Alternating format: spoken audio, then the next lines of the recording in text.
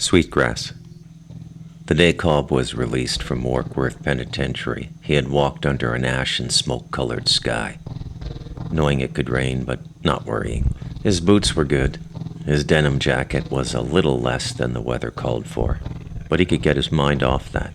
The time in prison had done him well. He was well fed and larger than when he went in. He had put on nearly 20 pounds and taken 3 inches off his waist. Prison was better than a diet program for Cobb. His crime didn't warrant Warkworth, which was a medium security facility. He should have been in minimum somewhere, some camp, weaving baskets under a tree and buttering homemade muffins brought by Mennonite volunteers. But they wanted to teach him a lesson.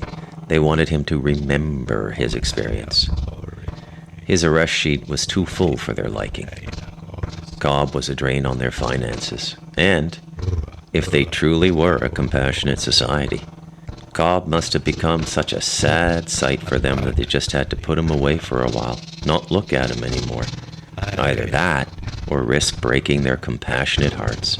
It was a great gamble, this compassionate society. Conspiracy to defraud the Canadian government was the charge. Cobb's lawyer, Alexander Campbell, QC, had not prepared Cobb's defense. Cobb probably could have defended himself better. The Queen fought dirty. It was like fighting a bear without a hatchet.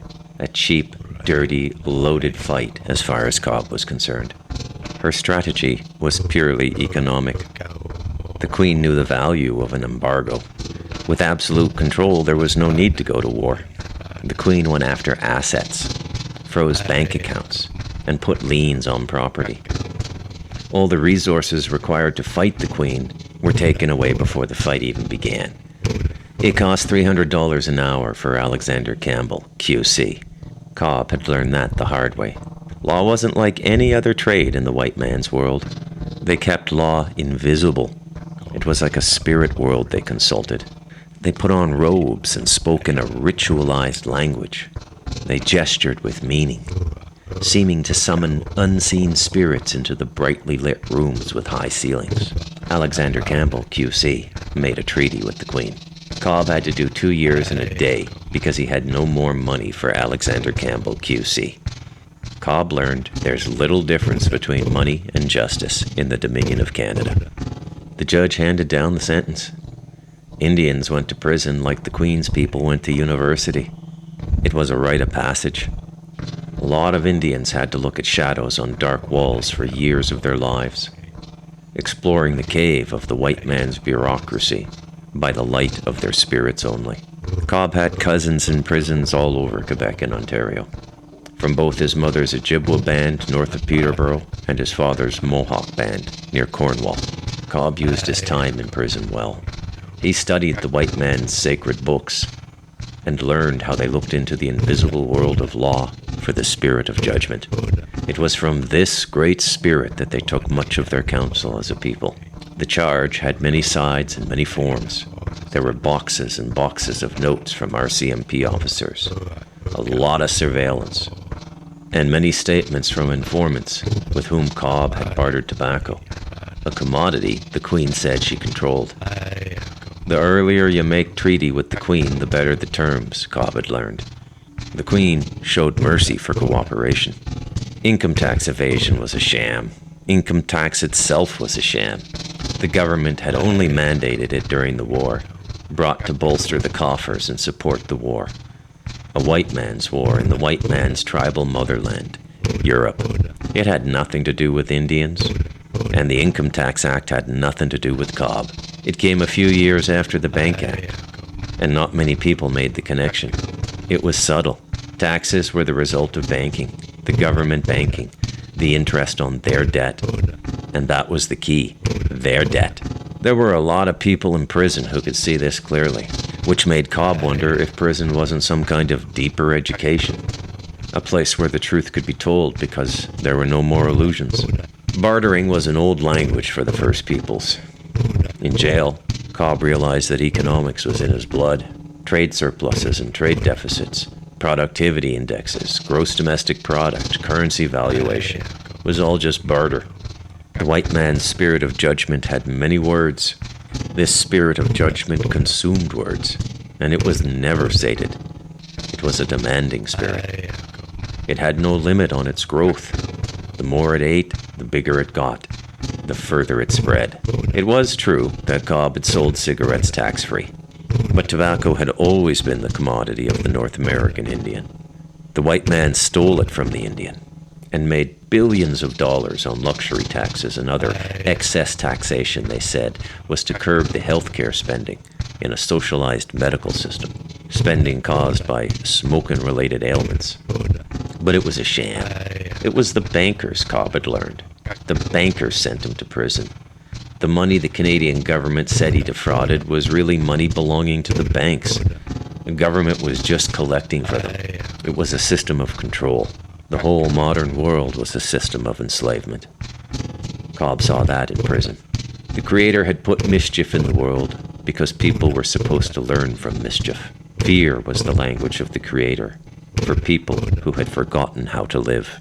The money was worthless, a token of barter, a measure of alleged wealth, a confidence game. The white man had commodified it as well. Its true value could not be measured, and because money was the measure of all other things, except the compassion they alleged in their society, the white man could not accurately measure the grains or hides needed for the seasons. It was sometimes too little, or it was sometimes too much. Excess food in one village rotted while another village starved. They called them upturns or downturns, bulls and bears. But to Cobb, it was just smoke and mirrors. A guess at best, a sham. The white man's whole life was a sham, and it revealed to Cobb the depths of the white man's corruption. The white man would sell his own sons and daughters into servitude. Cobb knew that the white man was no longer a thing that could be seen. The white man had liberated himself from the pigmentation of his skin, from his sex, his hair, his age, and his place. The white man was an idea, like money, a commodity, the most prosperous human exchange. People from all over the world came to Canada to live like the white man. The white man could appear in a 30-year-old Guatemalan bank teller. She didn't even know she was a white man.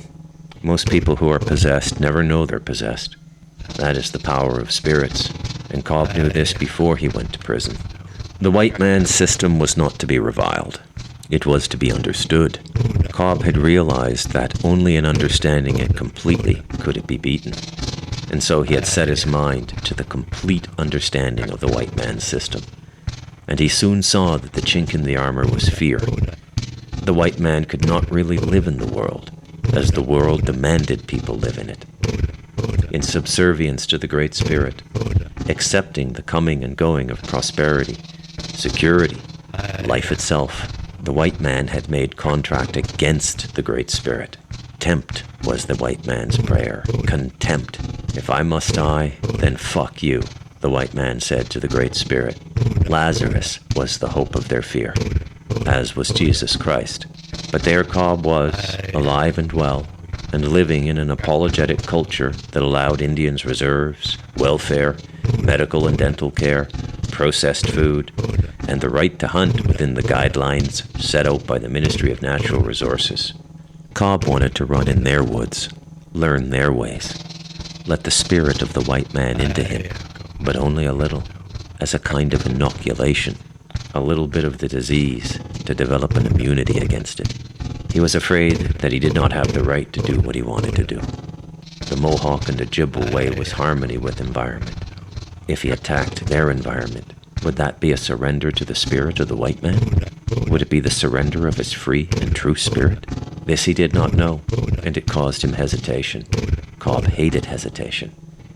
But then he remembered he was under contract with Crow, and he was protected. All things move in a circle.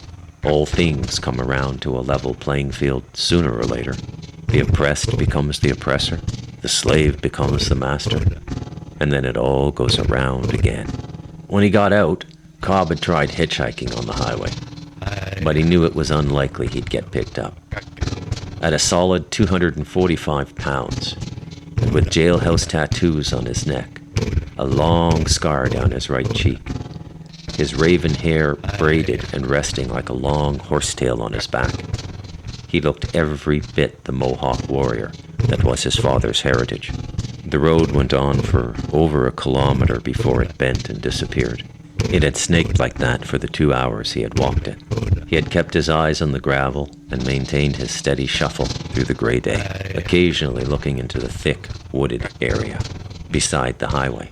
It had occurred to him that he was just north of Highway 401, the highway that would take him to Peterborough and his mother's land and people, the Ojibwa Reserve. A pristine model of modern Indian living, cable television, microwaves, pickup trucks, and designer jeans.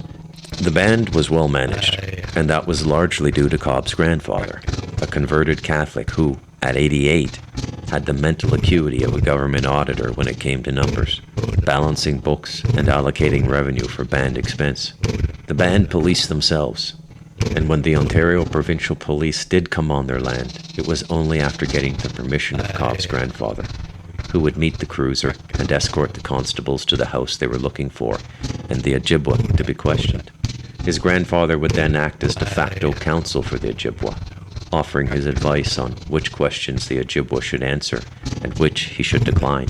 Cobb's grandfather had a grade 6 education, but had been a lifelong learner. His grandfather never missed a visit with Cobb, every 2 weeks, despite the long drive to the prison. Cobb had looked up at the sky, then down at his watch. He had turned off the side of the road and into the woods. The ground had been wet in parts. The green had been coming in, but the winter was not yet forgotten. Every kind of tree he had grown up with was there. He had missed trees. Prison had a spiritual side if it had caused him to miss trees. He would never miss trees again. Cobb had marveled at the innocence still in him at 28. There were moments when all of the sounds in the woods were heard as one sound, and it was to Cobb the voice of the Creator. He had missed the message of the trees, turned toward the light. He had stopped in the woods and observed the moment, recognizing it as sacred. Only the Creator could show him his true self, and the Creator had spoken to him, then and there, in the beautiful bird songs. The day peeking in on the dark forest floor through the loose network of branches, buds, and leaves, and the marvelous sound all around him. All his thoughts and worries had slipped away. He'd started to walk through the brush again, not as a man, but as a tree, turned to the light, so completely itself that it required no reflection. That night, he had slept in the middle of the woods, somewhere between Highway 401 and the Ojibwa Reserve. And the next day, he had awakened with the sun and began to walk again. He made a stop at his birth ground, said hello to his people, made some business arrangements, then driven his Ford F-150 to Toronto, set himself up with a room. Cobb made his first sale, a carton of cigarettes, to the front desk clerk at the Gladstone Hotel. His whole room in the hotel was taken up with boxes and boxes of cigarettes. He had to find a storage place. There was only so long he could work out of the hotel. He filled up a black hockey bag with cartons of cigarettes and left the hotel to begin the door-to-door canvassing that would start his business from scratch. Before he left, he burned Sweetgrass. The room he was staying in was the same room where his mother had died 12 years past, when he was 16. End of chapter.